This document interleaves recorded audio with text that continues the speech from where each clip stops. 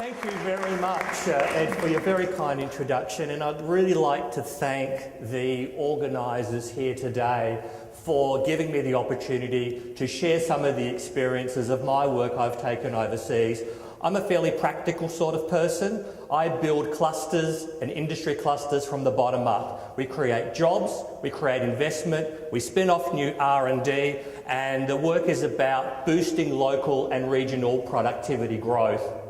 Now, the work I've done in Australia, back in Adelaide, we spun off a 600 million born global automation and robotics consortia based on these clusters and collaboration model, spinning off some 1,000 jobs. Recently in Denmark, we undertook the most comprehensive industrial audit ever done in Denmark of capacity and capability. We spun off lots of opportunities, and that program has just been funded 50 million kroner to be rolled out across the industrial heartland of Denmark. So I'm very pleased today to be able to share with you some of those experiences and how we can put that industrial dynamic to use in terms of creating growth opportunities. So let's go, let's have a look. Let me take you to a ski slope. Isn't this beautiful? Everyone's having a really great time, but let's have a look at where the ski slope is. Here we are. Here we are. This is just been approved for Copenhagen. We can see this beautiful building, the ski slope, and this is a waste management and recycling plant generating energy. Here you can see the smokestacks of the 20th century. And here we can see the architecture of the 21st century, an integrated waste management and energy facility incorporating leisure facilities and recreational facilities. And as we can see here, this beautiful building will give these little beautiful puffs of vapour that are then lit up by laser at night to show their carbon footprint. Well, this is what the future is looking like. These are some of the projects that are happening around the world. And let's have a look at the future, in fact, about what it looks like. Well, this may in fact be the new transport system linking Parramatta and Sydney in the not too distant future. And why not? Because the future is intelligent, it is instrumented, and it is interconnected. These are the words of our own scientist, James Moody, working for the CSIRO. And it's about those intelligent software technologies that in fact put the future to work. And let's have a look what we mean by this. Let's return back to Australia. We've all heard about the mining boom. This is the Pilbara. This two-storey giant is actually an autonomous robot being controlled from Perth Airport. Imagine that. And now imagine across the other side of Australia, right here in Western Sydney, in the University, I should say, of Sydney, is Rio Tinto's Centre for Mine Robotics and Automation. Now that's what we mean when we say the world is intelligent, interconnected.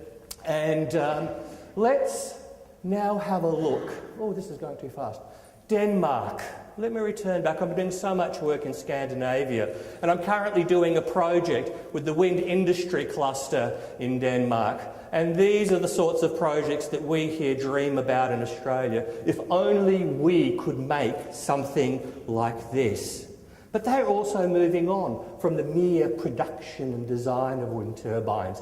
Let's go for a walk inside Vestas, one of the world's leading wind turbine manufacturers. And here we can see the inside of their design centre. We can see here that Vestas has the third largest supercomputer in the world, the IBM Firestorm. Now this is about complex data management. They're not necessarily just going to be making their money from selling wind turbines, they're going to be making their money from selling data, integrating data for the smart grid and being able to on-sell those technologies as a service to the energy sector in the future. And there's a look inside. Okay, Further south in Austria, this is a region that was home to the automotive components manufacturers that pulled together the capabilities around automation, robotics, spun off into machinery and equipment, making pharmaceutical equipment, and eventually spinning this off into some 9 billion euros worth of investment. And now they are anchoring themselves to provide green growth solutions for the future. And the important point here is that a region's industrial trajectory comes from the industries that it has.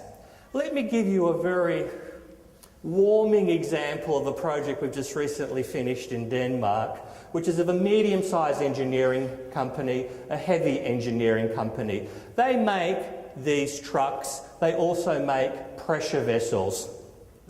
And what we're able to do is to put those companies to work in the region and transform their capabilities and to be able to unlock that future industrial trajectory. What we're able to do with this company is to shift it from heavy engineering to spinning off a new medical division. We were able to create collaborations between the companies it was working with. We created a collaboration with the biomedical cluster, the university and the health authorities. We brought an industrial designer in up front, and at the very beginning of the process, we used a design thinking framework to break them out of heavy engineering and to create this new medical division, which is now developing mobile breast screening units and mobile blood banks that is supporting the devolvement of health services back into the community, and that's also positioning themselves now to open up into other green growth opportunities. And let's go for a walk around Sydney. Let's think Silicon Harbour, the IT crescent and the creative industries that span from this part of the city as you cross the bridge into the software companies of Miller Street that extend through Western Sydney to those amazing engineering companies that, yes, we do have here in Sydney. And let's see what that means. It means that we can think about Sydney as an energy of a mega dynamic that Thomas spoke about earlier, and the cloud computing companies that can work together with the artificial intelligence companies that has put Vestas and that wind manufacturer into this new space, the control systems that make the products, and of course going right through to the logistics and satellite navigation and tracking system. Without these technologies, we do not have a green economy. We do not have a smart grid. We do not have an integrated transport system. These are so important for us to unlock that potential if we're to navigate our way through these particular industries. And when we look at the clean tech sector, I have just developed this for Copenhagen Capacity, the foreign direct investment arm of Copenhagen City and the OECD. Here we see the traditional areas of clean tech, renewable energy production. But in order to put those sectors to work, we need to think about intelligent engineering, the electronics and control equipment, the ICT and software that allows systems integration, and of course the financing and marketing and the creative industries. We have wonderful PR and marketing companies here. It's about using them to sell the global brand for those companies that will move into the new spaces. So, in summary, let's think about anchoring those opportunities by working with what we have.